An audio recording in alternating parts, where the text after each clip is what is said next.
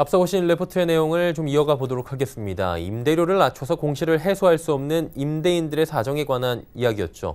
통상 임대료 인상을 놓고 발생하는 임대인과 임차인 간의 갈등과는 조금은 다른 양상이어서 어떻게 취재를 시작하게 된 것인지 그리고 이에 대한 해결 방안은 없는지 오늘 주민부동산에서 이야기 들어보도록 하겠습니다. 오늘은 권광수 한국창업부동산정보원 이사와 부동산팀의 이하라 기자 함께하도록 하겠습니다. 어서 오세요. 안녕하세요. 안녕하세요. 네.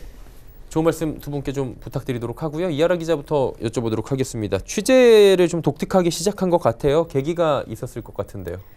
네, 궁중족발 사건 한 번쯤 들어보셨을 겁니다. 네네. 상가 주인이 30평 남짓한 가게의 월세를 갑자기 올리면서 새 들어와 있는 식당 주인하고 분쟁이 생겼던 사건인데요.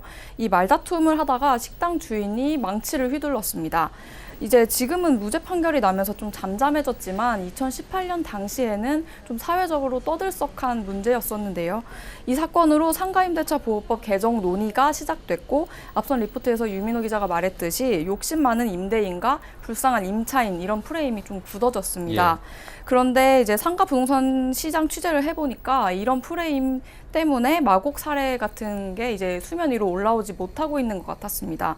특히 마곡지구 같은 신도시의 경우 건물들이 여러 동시에 들어오다 보니 한 번에 이제 공실이 너무 많이 생기는 경우가 발생하는데요. 예. 여기에 상가 임대차 보호법 개정이 맞물리면서 임대인 입장에서는 생각하지 못한 악재가 이제 겹친 겁니다.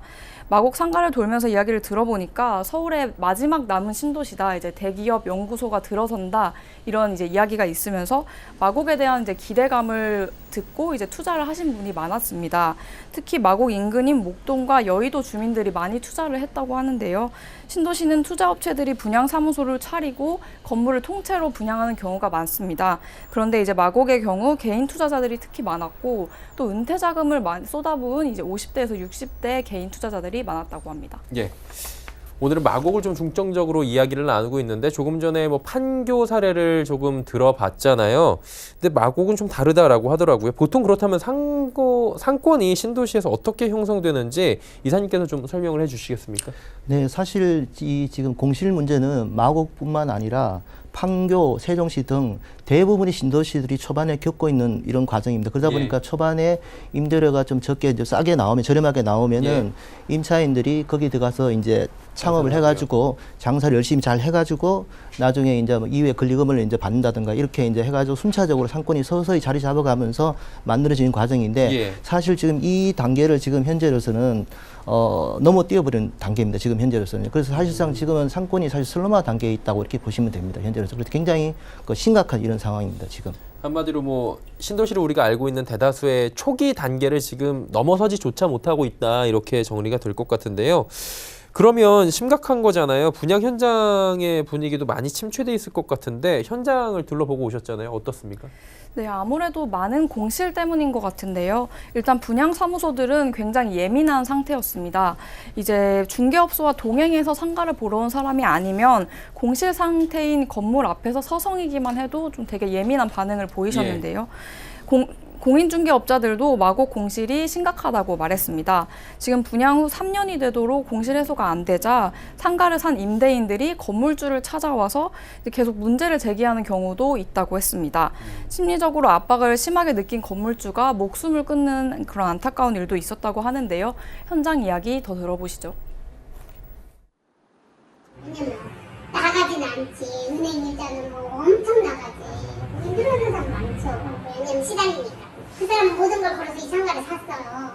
그런데 보니까 상황이 임대는 계속 안 맞춰져. 은행 이자는 계속 나가. 그러니까 막 뒤에 와서 너 믿고 샀는데 팔아달라. 네가라도 사라. 매일 쫓아와요. 그게 한두 명이 아니야. 네, 일부 부동산에서는 이면 계약서라는 꼼수를 쓰면서라도 좀 계약서와 달리 임대료 인상을 할 수 있다 이렇게 기뜸을 하기도 했는데요. 그러면서도 대개 공인중개업소는 이런 방법을 알려주면서까지 중개를 하고 싶어 하지는 않는다고 말했습니다. 꼼수로 임차인을 어렵게 찾아와서 계약을 한다고 해도 임차인이 그 상가에서 우선 장사가 잘 돼야 그 후에 임대료를 올리는 임대인 입장도 곤란하지 않은데 그럴 가능성이 없어 보인다는 겁니다. 몇몇 상가는 임차인을 찾다가 지쳐서 임대인이 직접 가게를 운영하는 경우도 있다고 했습니다. 예. 악순환이 좀 반복되고 있다라고 계속해서 좀 느껴지는 상황인 건데 권 이사님께 다시 여쭤보도록 하겠습니다.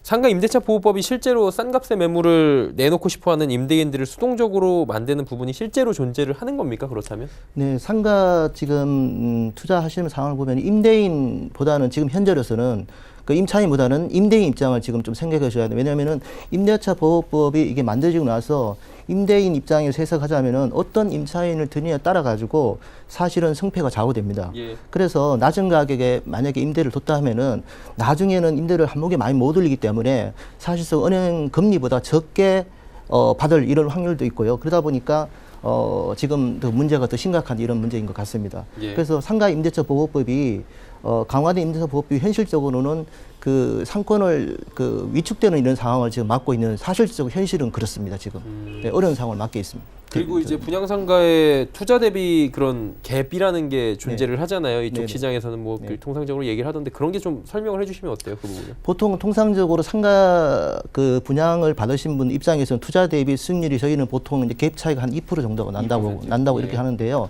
이게 무슨 얘기냐면은 예를 들자면은 내가 이제 월세를 100만 원을 받아야 되는데 네. 예를 들자면은 임차인께서는 예를 들면은 60만 원을 준다 그러면은 사실상 이게 이제 갭 차이가 꽤 나는 거죠. 꽤 많이 나죠. 예. 그다음에 은행 그 3% 정도밖에 안 됩니다. 그래서 원래는 5% 정도를 받아야 통상적으로 상가 투자 하신 분들이 대개 보면은 한 5%에서 6% 정도 생각하고 그렇죠. 투자를 4, 6%. 예, 예.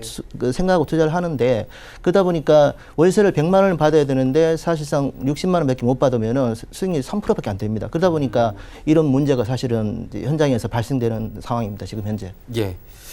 소비가 늘고 경기가 살아나면 자연스럽게 해결될 문제긴 한데 이게 침체된 마곡상가를 그냥 둘 수는 없는 상황인 것 같고요.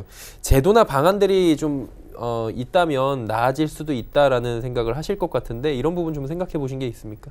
네, 근본적으로 사실은 뭐 경기가 살아나는 게 가장 좋은 방법이고요. 만약에 그게 이제 쉽지 않다면 현실적으로 랜드프리 제도가 있습니다. 랜드프리 예. 제도가 있는데 그래서 이제 상가를 가지고 있는 예를 들자면은 시행사, 건설사, 임대인 대상으로 해가지고 랜드프리를 예를 들자면 뭐 6개월에서 1년 정도 해가지고 예.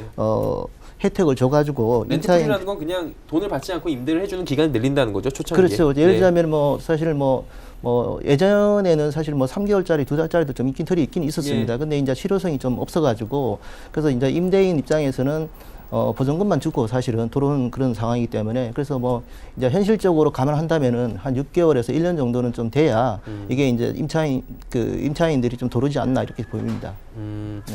그리고 정부도 어떠한 혜택을 준다면 어떤 게 있을까요? 정부 소상지원센터에서 랜드프리 기간을 한시로 좀 정해가지고 예. 만약에 이제 파격적인 걸 한다 그러면은 예. 아무래도 이제 상당한 기여를 할 것을 보이고요. 그 효과가 지금 현재 만약에 단순히 이제 미미하게 한다 그러면 효과가 예, 예. 별 많이 못 볼 것으로 이렇게 보입니다. 네. 그리고 인테리어 같은 경우에도 조금 대책들이 나오잖아요. 네, 인테리어 부분도 사실은 그 보통 통상적으로 이제 우리 창업자들이 보통 예. 한 달 정도 그 시간이 걸립니다. 그래서 한 달 걸리다 보니까 사실상 그 하나씩 이후 내고 들어가는 거예요. 그렇죠. 예. 사실상 이제 한 달치를 사실 까먹게 되는 거죠. 뭐 예. 정확히 말하면요. 그래서 이제 그 이후에 이제 나중에 이제 창업을 해야 되는데 그 대부분 보면은 이제 뭐 창업하려면은 인테리어 비용이 보통 10평만 해야 되더라도 2, 3천만 원 들어가고 여기에 예. 이제 뭐 보증금이라든가 이런 부분들이 들어가기 때문에 이 조건이 완화되지 않는다면은 쉽게 창업자들이 들어가기는 좀 어려운 이런 상황이 되지 않을까 이렇게 보입니다. 예, 알겠습니다. 사실 우리가 임대인 임차인 간의 갈등을 이야기를 하는 부분과는 오늘은 조금은 다른 관점에서 바라봤다라는 부분을 이해해 주시면 감사할 것 같고요.